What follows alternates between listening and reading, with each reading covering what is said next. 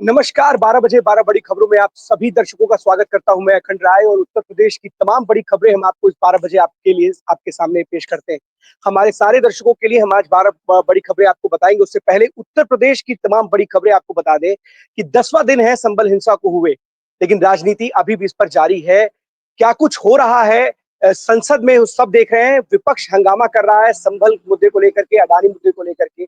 क्या कुछ कहना है संभल मुद्दे पर अखिलेश यादव का। वो कह रहे हैं कि जो अधिकारी हैं संभल के, वो बीजेपी के संगठन के पदाधिकारी की तरह कार्य कर रहे हैं। वो बाइट प्ले करें जो अखिलेश यादव ने कहा है। सावन, सरकार अपना पक्ष दिखा रही है। सरकार के लोगों ने जो व्यवहार किया, जो गाली गलौज की, क्या सरकार उन पर कार्रवाई करेगी जिनकी वजह से इतनी बड़ी घटना घटी, जिसकी वजह से जान गई लोगों की?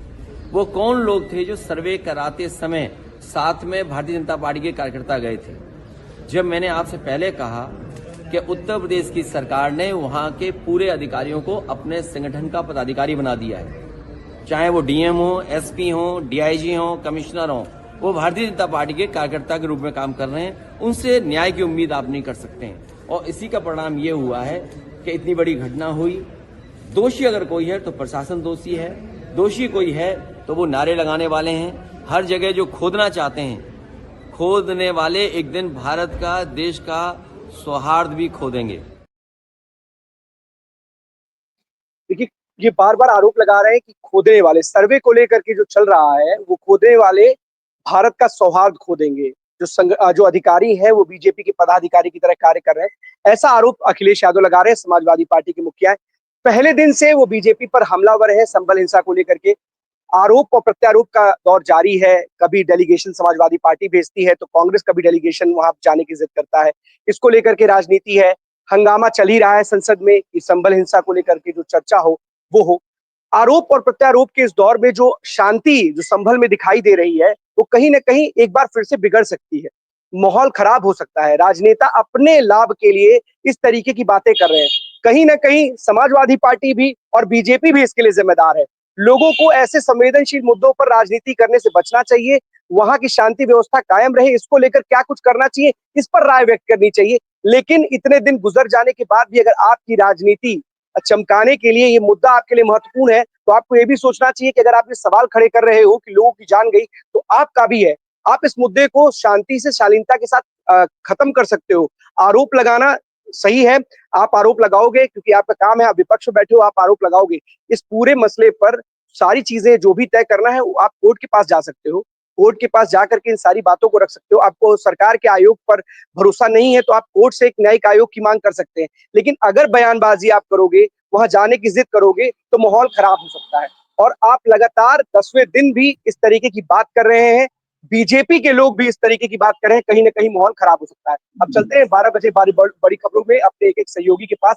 सबसे बड़ी खबर हरदोई से आ रही है। हमारे सहयोगी आदर्श जुड़ चुके हैं। आपको बता दें, पुलिस के अमानवीय चेहरा एक सामने आया, देखने को मिल रहा है कि कैसे वीवीआईपी प्रोटोकॉल अपने बॉस के लिए कैसे एक पीड़िता को थाने के बाहर रोक दिया जाता है।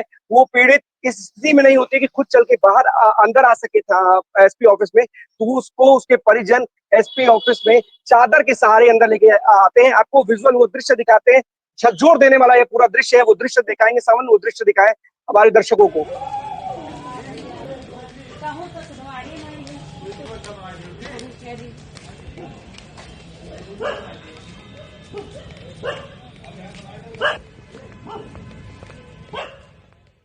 आज हरदोई पुलिस ऑफिस में एक्सीडेंट में घायल एक महिला को असुविधा का सामना करना पड़ा। इस बात को लेके मुझे अत्यंत दुख है। मैं हरदोई पुलिस चीफ होने के नाते, पुलिस अधीक्षक होने के नाते मैं इस महिला से क्षमा मांगता हूं। साथ ही साथ मैं सभी को आश्वस्त करता हूं कि इस तरह की घटना रिपीट नहीं होने दी जाएगी। हरदोई पुलिस को अत्यंत संवेदनशील बनाने का पूरा प्रयास करूंगा। इस घटना के बारे में अवगत कराना है कि 27 अक्टूबर को एक एक्सीडेंट हुआ था, जिसमें 28 अक्टूबर को थाना लोनार में सुसंगत धाराओं में अभियोग पंजीकृत किया गया था। इन्वेस्टिगेशन जारी है। अतिशीघ्र साक्ष्य के आधार पर इन्वेस्टिगेशन का निस्तारण कर दिया जाएगा। मैं पुनः आप सभी को आश्वस्त करता हूं कि जो आज की जो घटना हुई है एक एबरेशन है, इसमें हरदोई पुलिस के बारे में कोई राय ना बनाए। मैं पूरा आप सभी को आश्वासन देता हूं इस तरह की घटना रिपीट नहीं होने दी जाएगी। मेरा पूरा प्रयास इसमें रहेगा। जय हिंद। अपने सहयोगी आदर्श के पास चलते और जानते हैं क्या है पूरा मामला। आदर्श, हमारे दर्शकों को बताएं पूरा मामला है क्या। अगर ये पूरा मामला थाना लोनार से जुड़ा हुआ है। वहां पर एक महिला का बाइक से एक्सीडेंट हो गया था। वहां लोनार के प्राथमिक स्वास्थ्य केंद्र हरदोई जिला हॉस्पिटल में रेफर कर दिया गया था। यहाँ से लेकर यहाँ जिला मेडिकल कॉलेज से लखनऊ रेफर किया गया था। और रेफर करने के बाद उनके परिजन जब एसपी ऑफिस में एम्बुलेंस से लेकर एसपी ऑफिस से पहुंचे तो वहां पर पुलिस वालों ने उसको अंदर जाने से रोक दिया है। और रोकने के बाद वहीं पर जब गाड़ी को रोका गया, गाड़ी उनके परिजनों ने जो पीड़ित महिला थी उसको चादर में उठाकर एसपी ऑफिस के अंदर ले गए। वहां पर ले जाने के बाद में जब वहीं पर पुलिस वाले रोक दिया, यहाँ पर अभी कोई है नहीं है। और वहीं पर उसको रखने के बाद जब एसपी कप्तान साहब को ये बात मालूम हुई है कि ऐसा ऐसा मामला आया है तो नीरज यादव जी ने तुरंत उस महिला से माफी मांगी है। और कहीं कहीं नहीं क्या उन्होंने उसके बाद संवेदना व्यक्त की है। और यह IBC 24 न्यूज का एक बहुत बड़ा असर हुआ है। आदर्श, अपने मातहतों की वजह से एक अधिकारी को सार्वजनिक रूप से माफी मांगनी पड़ती है। माफी तो ठीक है, अधिकारी हैं, आपने संवेदना दिखाते हुए माफी मांग ली, लेकिन जो अमानवीय चेहरा पुलिस ने या पुलिस के कर्मियों द्वारा दिखाया गया है अपने बॉस को खुश करने के लिए कि गाड़ी उनके प्रोटोकॉल के लिए गाड़ी रोक दी जाती है और उसको अंदर नहीं जाने दिया जाता है। इतने सारे पुलिस फोर्स वहां तैनात होती है, कम से कम इतनी तो संवेदना जरूर बरतनी चाहिए। क्योंकि ऐसा सुनने में आया कि पीड़िता थाने पर गई थी फरियाद लेकर के, वहां सुनवाई नहीं हुई, इसलिए वो एसपी ऑफिस पहुंची। एसपी ऑफिस में उसको उम्मीद थी कि वहां उसे न्याय मिलेगा, लेकिन ये जो तस्वीरें आई हैं झकझोर देने वाली हैं। पूरा प्रदेश इन तस्वीरों को देख रहा है। ऐसे पुलिसकर्मियों के खिलाफ कार्रवाई की बात हुई है या फिर ऐसी हिदायत देकर छोड़ दिया गया है कि आगे से ऐसी जो चीजें होना देखने को मिले। अखंड जी, उसमें कार्रवाई तो नहीं हुई, लेकिन हमको नसीहत जरूर दे रही है कि ऐसी दोबारा अपनी घटना न घटे। देखिए आदर्श, ठीक है, आपने बात की, आपने माफी मांग ली, आपका ये चेहरा दिखाता है और पुलिस का ये चेहरा दिखाता है। हम पुलिस को दोषी नहीं ठहरा सकते कि एसपी को इस पूरी घटना के लिए, क्योंकि उनके मातहतों द्वारा इस तरीके का कार्य किया गया। लेकिन सवाल ये है कि जिन भी लोगों ने इस तरीके का कार्य किया है, एक पीड़िता को चादर से अंदर ले आने की, जबकि आपको पता होगा कि ऐसा नहीं है कि मूक दर्शक बने जो विजुअल बन रहे होंगे तो पुलिस वाले नहीं देख रहे होंगे कि एक चादर में एक पीड़िता को अंदर ले आया जा रहा है। वो देख रहे होंगे तो कम से कम उतनी संवेदना दिखानी चाहिए थी, कम से कम वहां बैठा देना चाहिए था। नहीं कुछ हो पाता तो कोई ऐसी व्यवस्था करनी चाहिए थी कि वहां जाकर के वो पुलिस के जो आला अधिकारी एसपी साहब से अपनी जो पीड़िता अपना जो तहरीर या फरियाद सुनाना चाहती थी, बताना चाहती थी, वो सुना सकती थी। लेकिन इस तरीके की अति संवेदनशील अमानवीय चेहरा पुलिस का दिखाता है कि कहीं ना कहीं अपने अधिकारी को खुश करने के लिए पुलिस कैसे हद तक, कहां तक जा सकती है। बहुत बहुत धन्यवाद इस तमाम जानकारी के लिए आदर्श आपका। अब चलते हैं अपने दूसरे सहयोगी के पास, जो हमें आज की अपने जिले की बड़ी खबर बताएंगे। रोहित के पास चलते हैं, हमीरपुर। रोहित, हमीरपुर से कौन सी बड़ी खबर है आज की? बिल्कुल अखंड, देखिए बताना चाहूंगा, हम इस वक्त मौजूद है जलालपुर में। सहकारी समिति है, ये मेरे पीछे आप देख पा रहे होंगे, बहुउद्देशीय प्राथमिक ग्रामीण सहकारी समिति जलालपुर। यहाँ पर हम लोग मौजूद हैं। यहाँ तमाम किसान जो है बैठे हुए हैं और जो खाद है उसका वितरण चल रहा है। लेकिन सवाल है कि जो यहाँ के सचिव है मैया दीन, वो जो किसान का आरोप है कि 11 बजे यहाँ पर पहुंचे हैं। हालांकि जो पुलिस व्यवस्था है वो सुबह से तैनात कर दी गई थी। जो किसान थे वो समय से यहाँ पर, कुछ किसान तो 8 बजे पहुंच गए थे, उसके बावजूद भी अभी तक बैठे हुए, उनको खाद नहीं मिल पा रही है। इसमें सबसे बड़ी जो लापरवाही है वो कहीं ना कहीं सचिव की है, क्योंकि जो 11 बजे सचिव पहुंचे हैं, अगर जल्द समय से अपने सचिव यहाँ पर पहुंच जाते तो अभी तक जो किसान बैठे हुए हैं खाद के इंतजार में, शायद वो ना बैठे होते। अभी आपने भी देखा होगा, जिलाधिकारी हमीरपुर ने कार्रवाई हाल में ही की है। सचिव 2 सचिव निलंबित किए गए हैं। क्रमिक भी थे, एक मुस्कुरा के उनको भी निलंबित कर दिया गया है। जिलाधिकारी ने सख्त हिदायत भी दी थी कि कहीं भी खाद को लेकर के या अन्य चीजें भी जो है उनको लेकर के अधिकारी कर्मचारी एक्टिव रहे, सतर्क रहे, अपने समय से पहुंचे और कहीं भी किसानों को दिक्कत ना हो। लेकिन यहाँ पर हम पहुंचे तो जो किसान है उन्होंने बताया कि 8:30 बजे से वो लोग बैठे हुए हैं। लेकिन जो सचिव है, जो वितरण केंद्र पर जब सचिव पहुंचता है तभी वितरण शुरू हो पाता है। तो अभी सचिव 11 बजे पहुंचे हैं। कुछ किसान भी है, उनसे भी बातचीत करेंगे, बैठे हुए हैं निराशजनक स्थिति पर। रोहित, एक बात बताइए, 11 बजे सचिव साहब पहुंच रहे, टाइमिंग क्या है सरकारी दफ्तरों में पहुंचने की? ठीक है, आप 11 बजे नहीं 12 बजे आप आते ही नहीं, घर बैठ जाते, वहीं से खाद वितरण कर देना चाहिए था आपको। क्या सरकारी इंतजाम, जिला अधिकारी ने 2 लोगों को निलंबित कर दिया? कौन से सचिव है, इनको इतनी जानकारी नहीं है कि हमारे जो किसान है, अन्नदाता है, वो इस तरीके से सुबह 8 बजे से आके बैठ गए। आपको अपनी जिम्मेदारी का कोई मतलब नहीं है। क्या निर्वहन कर रहे हो अपनी जिम्मेदारी का? 11 बजे पहुंच रहे हो, 10 बजे तो सरकारी दफ्तर में पहुंचना चाहिए था। बिल्कुल, देखिए इसमें कहीं ना कहीं जिलाधिकारी सख्त भी है। उन्होंने पहले भी दिशा निर्देश दिए थे, समय से सारे अधिकारी कर्मचारी अपने दफ्तर पर पहुंचे। 11 बजे पहुंचने का कोई समय नहीं है। अगर 11 बजे कर्मचारी अधिकारी पहुंचेंगे तो जो किसान 50-50 किलोमीटर दूर से आया है, उनकी फसलें कहीं ना कहीं अन्ना जानवर से किसान ग्रसित है। तो वहां जब तक उनकी फसलें चौपट हो जा रही हैं, जब तक यहाँ खाद की लाइन में किसान लग रहे हैं। हमारे साथ कुछ किसान भी मौजूद है, उनसे ही बात करेंगे। क्या नाम है? क्या नाम है? क्या दिक्कत है? कितनी देर से आप यहाँ बैठे हैं? 8 बजे से। तो क्या खाद मिलना शुरू हो गई अब? अच्छा, कितने टाइम आए सचिव साहब? 11 बजे पहुंचे हैं। देखिए किसान तमाम संख्या में अखंड किसान मौजूद हैं। सबसे बात कर रहे हैं। क्या नाम है? बालादीन जी। कितने टाइम से यहाँ बैठे हैं? 8 बजे से। सचिव साहब कितने टाइम पहुंचे? अगर ज्यादा तो आप शायद होते हैं ना। बिल्कुल, देखिए तमाम किसान, एक नहीं, मेरे साथ यहाँ एक रोहित सैकड़ा सर, दो ये सैकड़ा किसान तस्वीरें, मौजूद है। रोहित रोहित सभी का ये ये जो कहना है कि लाइन है ना, 11 ये बजे। जो लाइन लगी है ना, ये जो लाइन है ना, एक बार जरा दिखाइए। और दिखाइए कि जिले के जो बिल्कुल डीएम साहब है, उनके पास ये तस्वीरें जाएं और दिखाइए कि कैसे 11 बजे तक आपके अधिकारी पहुंचते हैं। लोग सुबह 8 बजे से 8 बजे तो यहाँ पहुंच गए, इसका मतलब चले होंगे पहले, तब तो 8 बजे वहां पहुंचे होंगे। ऐसे लोग भूखे प्यासे अपने घरों से निकल करके खाद के लिए यहाँ पर पहुंचे, लंबी कतारें लगी हुई है। और अधिकारी जो है वो मस्त है, 11 बजे पहुंच रहे हैं। मुख्यमंत्री का आदेश है कि पहुंचे समय तो अखंड पहुंचे, होता साढ़े क्या नौ है बजे 10 कहीं, बजे तो पहुंचे।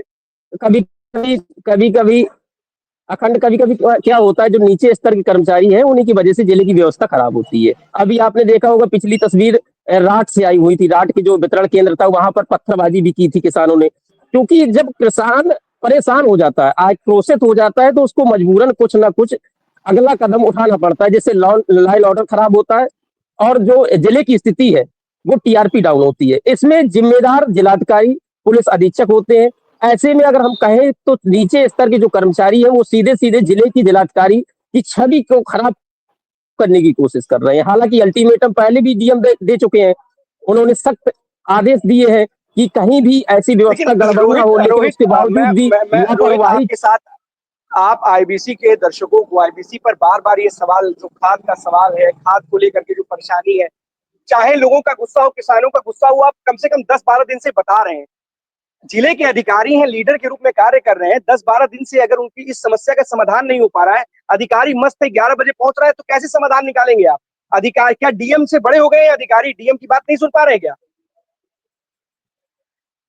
बिल्कुल, देखिए अखंड वही मैंने अभी बताया कि कहीं ना कहीं जो नीचे स्तर के कर्मचारी हैं वो बदनाम करने की कोशिश कर रहे हैं, जिले की व्यवस्था को खराब करने की कोशिश कर रहे हैं। हालांकि हर जगह डीएम पहुंच करके खाद्य वितरण नहीं करा पाएंगे, लेकिन वो लगातार निर्देश दे रहे हैं, लगातार आदेश दे रहे हैं कि कहीं भी ऐसी व्यवस्था खराब ना हो। उसके बावजूद भी जो अधिकारी कर्मचारी है वो सुधारने का नाम, और भी किसान है उनसे ही बात करेंगे। क्या नाम है?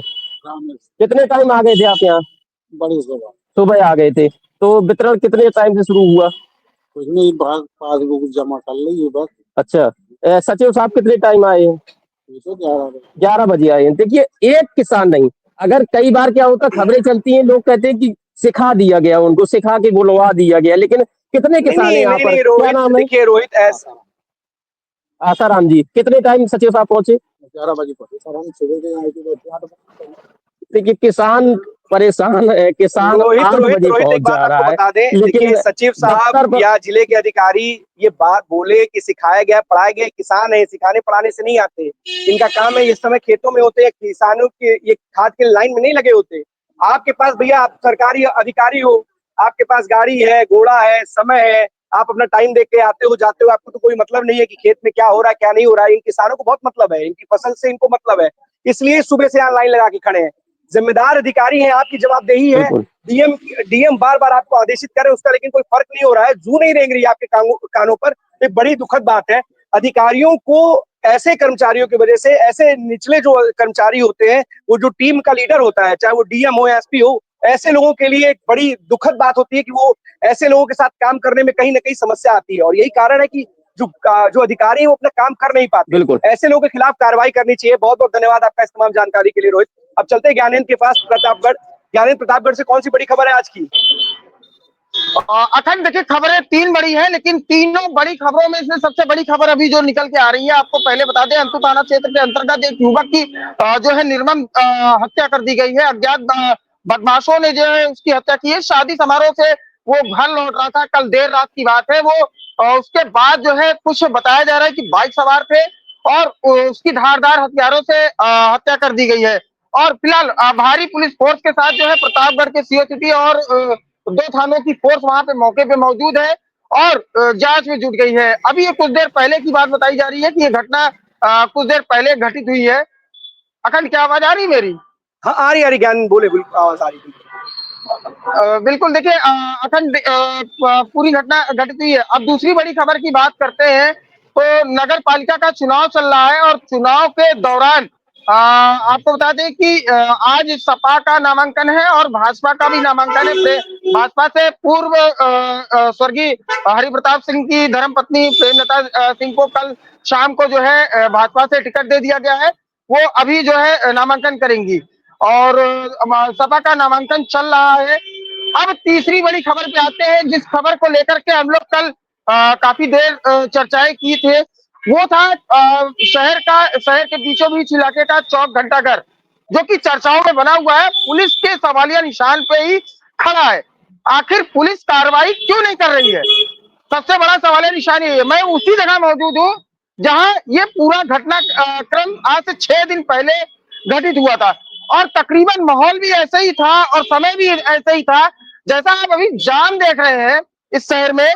वैसे उस दिन भी, संविधान दिवस के दिन भी ऐसा ही जाम लग गया था। और जिस तरीके से, अगर मैं चौकी के पास में ही खड़ा हूं अगर, और यहाँ से अगर मैं गिनती स्टार्ट करूं अपने पैरों की, तो मैंने 120 स्टेप बताए थे। 120 स्टेप के बाद वो चौक घंटाघर, जो कि अब भारत चौक के नाम से जाना जाता है, अखंड मैं आपको पूरा वो दृश्य दिखाऊंगा कि जिस तरीके से, देखिए सीसीटीवी के भी काम चल रहे हैं और काम इस तरीके से, आज गेट खोला गया है, मरम्मत चालू है, ऊपर ऊपर जाने के कोई रास्ते नहीं है। सबसे टॉप मैं आपको बता रहा हूं, जो टॉप का फ्लोर है वहां पे ये पूरा घटनाक्रम घटित किया गया है।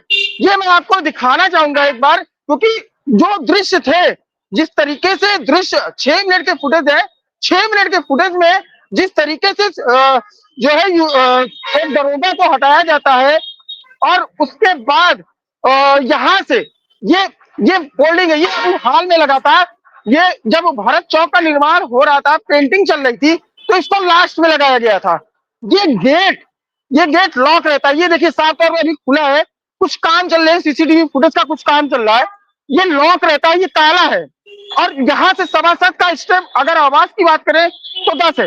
ये रेलिंग है, इसी रेलिंग से ऊपर चढ़े, ऊपर चढ़ने के बाद सीधे first floor, second floor, third floor, तकरीबन 75 फुट की ऊंचाई है ये।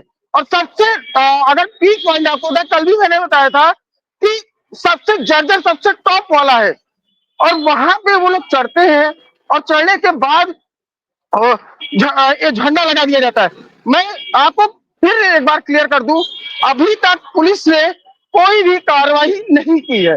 मेरी बात विनय सिंह से कंटिन्यू हो रही है। ज्ञानेंद्र, एक बात बताएं आपको, इसमें पहली खबर आपने बताई थी हत्या हो गई। जब इस तरीके के मामले में जब वीडियो फुटेज है सामने, लोग उसमें दिख रहे हैं, जो लोग इस तरीके की गतिविधि को अंजाम दे रहे हैं, चढ़ रहे हैं, एक पुलिस चौकी के यहाँ विनय सिंह जी को साथ बर्ता करने की कोशिश करते, कुछ ना कुछ घटित भी हो सकता था। जब वीडियो फुटेज होने के बाद पुलिस कार्रवाई नहीं कर रही है, तो हत्या के आरोपियों के खिलाफ क्या कार्रवाई करेगी प्रतापगढ़ पुलिस? बिल्कुल, देखिए अखंड, बिल्कुल सही कह रहे हैं आप कि लगातार ऐसी घटनाएं घटित हो रही हैं प्रतापगढ़ में। पहली घटना ऐसी नहीं है कि युवक की हत्या कर दी गई है और पुलिस फोर्स के साथ पहुंच गए, और वो आशंकाएं हैं सीओसिटी साफ तौर पे, अगर कोई घटना हो जाती है नगर क्षेत्र में, जो सीओसिटी के चार्ज में आते हैं, तो वो तुरंत थानों की फोर्स और कहते हैं कि चक्का जाम न कर सके। और देखिए यहाँ पे चौक घंटा 4 सीसीटीवी कैमरे हैं। कहाँ है सीसीटीवी? सीसीटीवी उनको दिख रहे हैं, उनको बिल्कुल देखिए सीसीटीवी की मरम्मत चल रही है। मैं आपको सीसीटीवी दिखा दे रहा हूँ। सीसीटीवी की मरम्मत चल रही है, देखिए साफ तौर पे आदमी लगे हुए हैं, सीढ़ी लगी हुई है, सीसीटीवी का मरम्मत चल रहा है। अब ये आप समझ सकते हैं कि ये सरकारी काम है और सरकारी कैमरे हैं। देखिए सीसीटीवी की मरम्मत चल रही है, सीढ़ी लगा के मरम्मत कराई जा रही है। तो ये सोचिए ये कि ज्ञानेंद्र पुलिसिया प्रताप ज्ञानेंद्र ठीक है, सीसीटीवी की मरम्मत चल रही है, वीडियो फुटेज है। जब आज आप लोगों के पास है, मीडिया के पास है, तो प्रशासन के पास, जिला प्रशासन के पास तो पहुंच ही गया होगा। उस वीडियो का संज्ञान लेके ही कम से कम कार्रवाई कर देते हैं। कार्रवाई के नाम पे जीरो है आप, हत्या हो जा रही है, तो कैसे आप ढूंढोगे? तो एक बड़ी बात है पुलिस का ये जो रवैया है। और दो ही में आपने देखा कि किस तरीके से मातहतों के चक्कर में एसपी साहब को माफी मांगनी पड़ रही है सार्वजनिक तौर पर। तो कहीं ना कहीं के जो इस तरीके के देखिए कर्मचारी होते हैं, बताया जाएगा। देखिए बिल्कुल बिल्कुल बिल्कुल देखिए अखंड मैं आपको बताऊं, अगर कल को वहां कोई घटना घटित होती तो उसमें एक सिपाही एक दरोगा ही या लाइन हाजिर या सस्पेंड किया जाता। उसमें ये कहा जाता है ना, हर वक्त बड़ी मुर्गी नहीं बचती है, हर वक्त मुर्गी के अंडे को तोड़ा जाता है, क्योंकि वही हाल है। अगर कल को उस 24 घंटे घर पे कोई घटना घटित होती तो उस चौकी से सिपाही या दरोगा सस्पेंड किया जाता है, ना कि कोई अधिकारी रैंक का जो है सस्पेंड किया जाएगा। पहली बात। दूसरी बात, आपके पास फुटेज है, 6 मिनट से एक फुटेज नहीं है, तकरीबन कई वीडियो ऐसे वायरल हुए हैं और वो आपके पास सारा कुछ अवेलेबल है। आपके दरोगा के साथ बदतमीजी हो रही है, आप तब भी कार्रवाई नहीं कर रहे हैं। मैंने आपसे कल एक बात कही थी, एडिशनल एसपी शाम को आते हैं गश्त के नाम पे और यही चौकी पे बैठ के हसगुल्ला करेंगे, फिर उसके बाद 4 फोटो खिंचवाएंगे और चल देंगे कि हाँ हमने गश्त कर ली, फोटो डाल दी, पीआरओ सेल में फोटो पड़ जाएगी, उसके बाद गश्त करके चले जाएंगे। ये है एडिशनल एसपी। सीओसीडी गश्त करते हैं फिलहाल उस दिन, और मेरी उनसे भी बात हुई है, उन्होंने कहा है कि फिलहाल अभी पहचान चले। पहचान आप भाई साहब कब तक करेंगे? ज्ञानेंद्र पहचान करते रहेंगे, वो पहचान करते रहेंगे। पुलिस का काम है पहचान करना। जैसे कहते हैं ना कि कोर्ट में तारीख पे लगती रहती है, मुकदमा चलता रहता है, वैसे पहचान करते रहेंगे।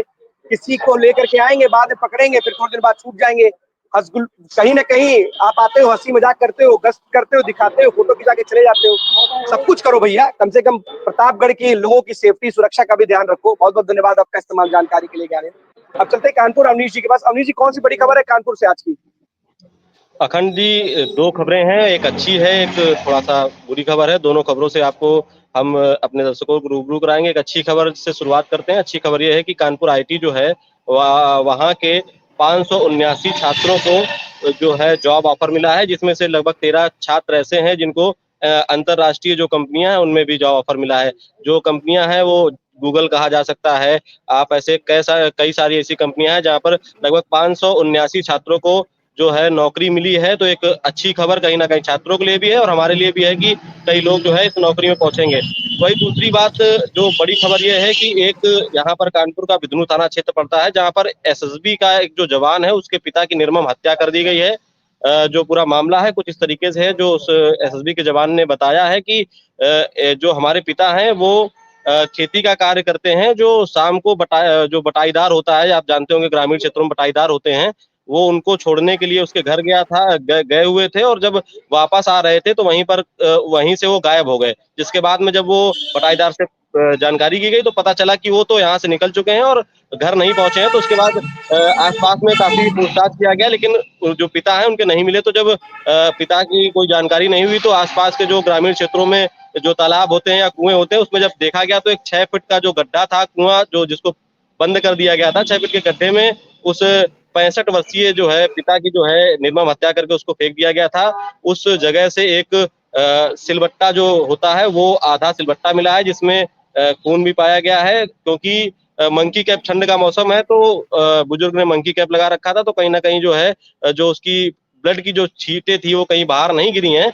लेकिन अंदर जब वो देखा गया है तो वहां पर एक सुराग भी जो है मिला है। हालांकि अभी आरोपी का पता नहीं चल पाया है, लेकिन सुराग के तौर पर एक अंगूठी भी वहां पर उस गड्ढे में मिली है। तो पुलिस ने उस अंगूठी को फॉरेंसिक टीम के पास से भेज दिया है और प्रयास जारी है कि बहुत जल्द इसका खुलासा भी कर दिया जाए। लगातार हत्याओं से सनसनी फैल जाती है पूरे प्रदेश में, देश में, और ऐसे करके रोज कहीं ना कहीं घटनाएं आती हैं। ऐसी अप्रिय घटनाएं से न सिर्फ परिवार के एक सदस्य को खोने की बात सामने आती है, कहीं ना कहीं पुलिस पर भी सवाल खड़े होते हैं कि क्या जो पुलिस का जो खौफ है वो लोगों में व्याप्त नहीं है। शायद इसी वजह से इस तरीके की घटना को अंजाम देने में अपराधी आगे सफल हो पाते हैं, और उनके मन में अगर डर होता तो इस तरह की घटनाओं को अंजाम नहीं दे पाते। अवनीश, क्या कुछ हिंट तक पहुंच पाई है पुलिस इस पूरे मामले में? देखिए अखंड, जैसा कि आप बता रहे हैं कि इसी बात को मैं आगे बढ़ाऊंगा कि क्योंकि कानपुर जो है बड़ा शहर है और ये कमिश्नरेट कर दिया गया है, तो पुलिस बल काफी मात्रा में यहाँ पर है। तो हालांकि घटनाओं का जो सिलसिला है वो थमना चाहिए और घटनाएं नहीं होनी चाहिए। फिलहाल घटनाएं हो रही हैं, तो कहीं ना कहीं जो है ये सोचने वाली बात है। और अगर इस मामले की बात करें तो इसमें फिलहाल अभी जो हिंट के तौर पे एक अंगूठी जो मिली है पुलिस को, पुलिस ने उसको क्योंकि वो उस अंगूठी में ब्लड भी पाया गया है, तो उसको फॉरेंसिक टीम को भेज दिया गया है। और उसकी नाप के हिसाब से जो आसपास के लोग हैं जिन पे जो शक है, उनसे जो है जांच पड़ताल शुरू की गई है। अखंड, बहुत बहुत धन्यवाद इस तमाम जानकारी के लिए अवनीश। अब चलते हैं इंद्रवीर के पास रायबरेली में। इंद्रवीर, कौन सी बड़ी खबर है रायबरेली से आज की?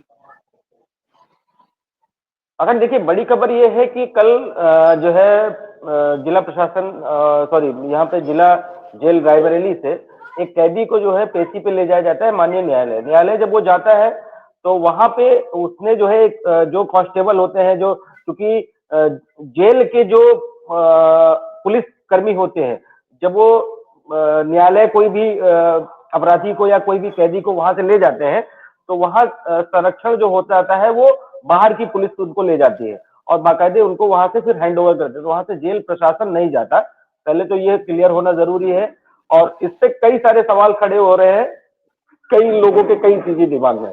लेकिन अगर बात करें तो वो जब कैदी जाता है और न्यायालय परिसर में, कोर्ट के अंदर, उसके हाथ में कहां से मिर्ची आ जाती है, कहां से क्या होता है, उसको जो है जब वो जो सिपाही ले जाते हैं उसके हाथ में मिर्ची, जैसे कहते नहीं कि एक फिल्मी अंदाज में, तो भागने की, जैसे आजकल कई सारी वेब सीरीज, कई सारी फिल्में ऐसे आती है जो दिखाया जाता है, ऐसी ट्रिक दिखाई जाती है, तो वैसे ही उस कैदी ने, वो 302 का कैदी है जो 5 साल से लगभग 4 साल से कैद है रायबरेली जिला जेल में, और वो जब न्यायालय पे जाता है अपनी अगली पेशी में, और उसी पेशी के दरमियान वो जो उसको पकड़े हुए सिपाही होते हैं, कांस्टेबल होते हैं, उनकी आंख में लाल मिर्ची पाउडर झोंकता है और झोंकने के साथ फरार होने की कोशिश करता है। खैर, वहां पे जो अधिवक्ता होते हैं, जो पुलिस वाले और कर्मी होते हैं, वो उसको धर दबोचते हैं और धर दबोच के पकड़ के जो है उसको बाकायदे जो है वापस से जेल भेजा जाता है। लेकिन सबसे बड़ा सवाल, न्यायपालिका के अंदर इतना बड़ा काम हो जाना, और उस कई सारे सवाल उठते हैं कि ये सारी चीजें, गतिविधियां, और 302 का ही मुलजिम है वो। और अब उसकी जो सबसे बड़ी चीज ये है कि उसमें 10 महीने ही उसकी जमानत को रह गए हैं, तो उसके तहत ये काम हुआ। और वो कहता है, जब बात होती है तो उसमें कहता भी कि जब उसमें मीडिया पूछती है उससे, जब उसका मेडिकल कराया जाता है जिला अस्पताल में, वापस से घटना होती है, जो सिपाही के आंख में मिर्ची जो होता है उसका मेडिकल कराया जाता है। खैर, दोनों अभी पूर्णतः स्वस्थ है और ठीक है। लेकिन बड़ा सवाल ये उठता है कि कहाँ के रहने वाले हो? हाजीपुर थाना। जायज। क्या हुआ तुम्हारे साथ? तुमने क्या किया अभी? सर, हमने एक अमर राम का लड़का था, जेल में हमारे साथ बंद था, और मुझे 10 महीने के छूटने को बचे मुझको। उसने बताया कि तुम अभी छूट नहीं पाओ, 302 मुकदमा है, इतनी जल्दी सजा पड़ जाएगी। उसने बोला कि मैं तारीख पूछा, तारीख बताया उसको मैंने, तो उसने बोला मैं पूछ दूंगा, उसके आंख में डाल देना, 5 मिनट का मौका मिल जाएगा तुमको, तुम आराम से निकल जाना। गाड़ी पर से उतरने के बाद वो ओवर ब्रिज के पास मिला था, और जब मैं ऊपर से पेश होकर निकला तो वो जीने की तरफ से आकर चुपके मेरे हाथों में बस मुट्ठी में। फिर तुमने क्या किया? हमने बस ऐसे करके डाल। किसके? जो ले गए थे दीवान जी, क्या बोलते हैं, हाँ। उनके पास। फिर क्या हुआ? फिर सर मैं भागा मैंने, मुझे पकड़ लिया गया। अच्छा, किस आरोप पे बंद हो? जी सर, हम NDPS में सजा में बंद। NDPS में कब से बंद हो? 4 साल से, 2020 से। 4 साल से बंद है। 10 महीने बाद जमानत पे फैसला होना था, लेकिन ऐसा करके उन्होंने अपनी जमानत पे फिलहाल तो कहीं ना कहीं ब्रेक लगा दिया है। 4 साल लग रहा है कि और कन्वर्ट हो जाएंगे इनके, छूटने वाले थे। लेकिन देखिए, इस तरीके से जो घटनाएं आते हैं इनके, जो इस तरीके के कई बार आती है घटनाएं कि पेशी पे जा रहे थे, कभी देखा जाता है कि हाथ में रस्सी बंधी होती है, हथकड़ी लगी होती है, लेकिन बढ़िया होटल में जाकर के खाना खा रहे होते हैं, उनके परिवार के लोग मिल रहे होते हैं। बहुत सारी पाबंदियां होती हैं, लेकिन पुलिस के साथ इस तरीके का काम करके, मिर्ची पाउडर झोंक करके वो भागने की जो उनकी फिराक थी उस पर तो पानी फिर गया। और अब हमें लगता है कि जो उनकी सजा पर कुछ उनको मोहलत मिलती है, कहीं छूट जाते 10 महीने में, अब लग रहा है उस पर कहीं ना कहीं अब पेच फंस जाएगा, छूट नहीं पाएंगे। बहुत बहुत धन्यवाद इस तमाम जानकारी के लिए। जावेद के पास अधीक्षक बताएं। जेल अधीक्षक से जब मेरी कल इस पर बात हुई, तो जेल अधीक्षक अमन कुमार सिंह ने बताया कि पूरा मामला जब हमने देखा तो ये एक्चुअली दोनों बंदी कुछ दिन पहले नवंबर में ये बंदी जो जिसने उसको मिर्ची दी, ये बंदी जो है नवंबर में छूट गया था और उसके बाद इसने जो है उसको मिर्ची दी और इन्होंने पूरा प्लान किया था। ऐसा कि दोनों, उन्होंने बताया कि दोनों ये नशेड़ी टाइप के बंदी थे और इन्होंने ये प्लान किया था। अब इसके दिमाग में क्या चल रहा था वो खैर अलग चीज था, लेकिन ये प्लान करके हुआ। मतलब कहने का मेरे मतलब ये था कि आज के टाइम पे एक्शन और रिएक्शन में बहुत जल्दी फर्क नहीं होता और वो बहुत जल्दी हो जाता है। किसी भी चीज को कॉपी करना बहुत जल्दी हो जाता है। तो ये इन सब चीजों से लेकर के ये कॉपी किया गया है। जी अखंड, बहुत बहुत धन्यवाद इस तमाम जानकारी के लिए। जावेद के पास चलते हैं आगरा। आगे जावेद, आगरा से कौन सी बड़ी खबर है आज की? जी अखंड, आपको बता दें जिस तरह से बांग्लादेश को लेकर घमासान मचा हुआ है, वहीं आगरा में जो है तमाम हिंदूवादी संगठनों में रोष व्याप्त है और एक ऐलान भी किया गया है तमाम हिंदूवादी संगठनों की ओर से कि जो है 4 दिसंबर को यानी कि बुधवार को तमाम संगठन यहां पर इकट्ठा होंगे और इकट्ठा होकर आगरा के जीआईसी मैदान पहुंचेंगे और वहां पर अपना विरोध प्रदर्शन करेंगे। तो जहां जो ऐलान किया गया है वो संघ की ओर से भी किया गया है और जो विश्व हिंदू परिषद भारत है उनकी तरफ से किया गया है, बजरंग दल की तरफ से किया गया है और तमाम जो छोटे छोटे संगठन है वो सब एक साथ एकत्रित होंगे और एकत्रित होकर जीआईसी मैदान पहुंचेंगे, जहां पर जो जिस तरह से बांग्लादेश में हिंदुओं के ऊपर अत्याचार किया जा रहा है और वहां पर जो बाबरता की जा रही है और महिलाओं को भी वहां पर प्रताड़ित किया जा रहा है, जिस तरह का जो आरोप है, तो उसको लेकर के तमाम हिंदूवादी संगठन पहुंचेंगे और वहां पर अपना विरोध प्रदर्शन करेंगे। और तमाम जो है यहाँ पर बाजार के लोगों से भी, बाजार कमेटियों से भी संपर्क साधने की कोशिश की गई है इन संगठनों द्वारा और उनसे कहा गया है कि बाजार को बंद कर करके आप भी जो है संगठन में शामिल हो। तमाम गली मोहल्लों में लोग पहुंच रहे हैं और जो घर है घर पहुंचकर सनातन धर्म के लोगों को जागरूक कर रहे हैं और वहां पहुंचने के लिए बोला जा रहा है। जिस तरह से जो संख्या है वो लाखों की संख्या में बताई जा रही है। कल जो आगरा में पहुंचेंगे और वहां पर विरोध प्रदर्शन करेंगे, वहां पर मंच का भी इंतजाम किया गया है। 2 तरह के वहां पर मंच बनेंगे जहां पर पदाधिकारी पहुंचेंगे और तमाम छोटे छोटे संगठन के कार्यकर्ता हैं वो भी वहां पर पहुंचेंगे और तमाम बड़ा पंडाल बनाने की बात कही गई है और बड़ी संख्या में लगभग 10 से 20 हजार कुर्सियों का भी वहां पर इंतजाम किया गया। तो देखने वाली बात होगी कल किस तरह सा विरोध प्रदर्शन होता है और राष्ट्रपति के नाम वो ज्ञापन बांग्लादेश में हिंदुओं की जो स्थिति है, बांग्लादेश में जो हिंदुओं के ऊपर अत्याचार है, उसको लेकर के तमाम जो संगठन है वो भारत में सड़कों पर है। इसी क्रम में भी पूरा का पूरा मामला है जो कल होगा, आयोजित होगा। बहुत बहुत धन्यवाद इस तमाम जानकारी के लिए जावेद। अब चलते हैं बाबू अभिषेक सिंह के पास, भदोही। बाबू अभिषेक सिंह के पास चलते हैं भदोही से और आज की बड़ी खबर क्या है वो जानने का प्रयास करते हैं। अभिषेक से हमारा संपर्क टूट गया है। तो 12 बजे 12 बड़ी खबरें हमने आज आपको बताई और आज के लिए बस बाबू अभिषेक सिंह आ गए हैं भदोही से। कौन सी बड़ी खबर है बाबू अभिषेक सिंह? जी अखंड जी, अगर भदोही की बातचीत की जाए तो भदोही में एक बहुत बड़ा इंटरनेशनल जो है कि कराटे का अंतर्राष्ट्रीय समारोह रखा गया है। ये 6, 7, 8 दिसंबर को रखा गया है। इसमें लगभग 17 देशों से खिलाड़ी शिरकत करने के लिए आएंगे। इसमें लगभग 342 खिलाड़ियों का अभी तक जिक्र हो पाया, जिसमें 342 खिलाड़ी भदोही में अपनी प्रतिभा का प्रदर्शन करने आएंगे। इसमें जो गुजरियो कराटे फेडरेशन एक संस्था है, वह संस्था इस कार्यक्रम का आयोजन करा रही है। इसके राष्ट्रीय अध्यक्ष श्री टीएम सिंह गहरवार हैं, उन्होंने भी प्रेस वार्ता कर यह जानकारी दी कि जो है भदोही में बड़ा अंतर्राष्ट्रीय कार्यक्रम चल रहा है, चलने का आगाज हुआ है। यह 6, 7, 8 दिसंबर को जो होने जा रहा है, इसमें मुख्य अतिथि के रूप में गिरीश चंद्र यादव जो उत्तर प्रदेश के खेल मंत्री हैं वो शिरकत करने आएंगे एवं ब्रिजभूषण शरण सिंह एवं तमाम ऐसे जो दल के नेता हैं, जैसे कि भदोही से ज्ञानपुर विधायक विपुल दुबे एवं आर.के. पटेल मड़ियाहू विधायक एवं कई और जो अभी उत्तर प्रदेश सरकार में विधायक हैं एवं एमएलसी हैं, कई लोग आकर के शिरकत करेंगे। इस कार्यक्रम का कहीं न कहीं भव्य आयोजन करने में अहम भूमिका देंगे। जी अखंड, प्रतिभागियों को, खिलाड़ियों को एक अच्छा प्लेटफॉर्म मिलता है इस तरीके के आयोजनों में और कहीं न कहीं प्रतिभा करने से उनके जो खेलने की जो कुशलता वो दिखती है। बहुत बहुत धन्यवाद इस तमाम जानकारी के लिए अभिषेक सिंह। अब 12 बजे 12 बड़ी खबरों में आज के लिए बस इतना ही। कल फिर से हम आपके सामने पेश होंगे और 12 बड़ी खबरें आपको बताएंगे। तब तक के लिए धन्यवाद।